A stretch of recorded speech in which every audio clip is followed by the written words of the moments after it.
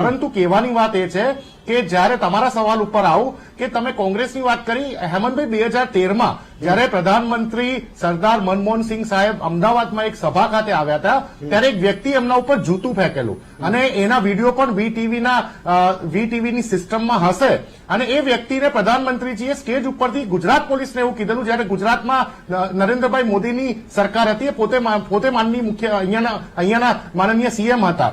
એ વખતે જ્યારે પ્રધાનમંત્રી મનમોહનસિંહ સાહેબે કીધું હતું, પોલીસને આદેશ કરેલો કે આ વ્યક્તિ ઉપર કોઈ પણ પ્રકારનો કેસ ના થવો જોઈએ. આ છે કોંગ્રેસનું ડીએનએ.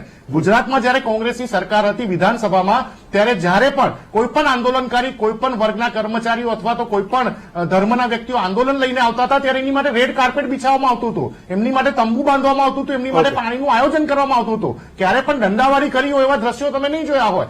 અને સાથે સાથે છેલ્લો એક એપિસોડ પણ તમારા સવાલનો જવાબ આપું. તમે કોંગ્રેસની વાત કરી એટલે કે કોંગ્રેસનું ડીએનએ એ છે કે રાજીવ ગાંધીજી જ્યારે પ્રધાનમંત્રી હતા ત્યારે વાજપેયીજીની કિડની ફેલ થતા એમને ઓપરેશન માટે યુનાઇટેડ નેશન્સના એક નિયુક્ત ભારત સરકારના એક નિમણૂક આપીને એમનું ઓપરેશન સરકારી ખર્ચે અમેરિકામાં કરાવ્યું હતું. આ કોંગ્રેસનું ડીએનએ. પણ જે પ્રમાણે ભારતીય જનતા પાર્ટીએ મતદારો સાથે ડિસ્ક્રિમિનેશન ચાલુ કર્યું કે ભાઈ તમે કોંગ્રેસના, તમે ભાજપના, હજી તો તમે જુઓ, હજી વીટીવીમાં હજી એક ડિબેટ આવશે. મને વિશ્વાસ છે કે ભારતીય જનતા પાર્ટી પાસે આટલી બધી મેજોરિટી નગરપાલિકાથી લઈને મહાનગરપાલિકામાં હોવા છતાં હોર્સ ટ્રેડિંગ ચાલુ થશે. કેમ હોર્સ ટ્રેડિંગ ચાલુ થશે? કે ધારો કે કોઈ જિલ્લા પંચાયતમાં કોંગ્રેસની માત્ર 2 બેઠકો છે તો એ બંનેને લાભ, લાલચ, ડર આ બધો અને સરકારી મશીનરીનો ઉપયોગ કરીને બંનેને ભાજપમાં લાવવાનો ટ્રાય કરશે અને પછી એવું કહેવામાં આવશે કે જો પર્ટિક્યુલર જિલ્લો કોંગ્રેસ મુક્ત થઈ ગયો.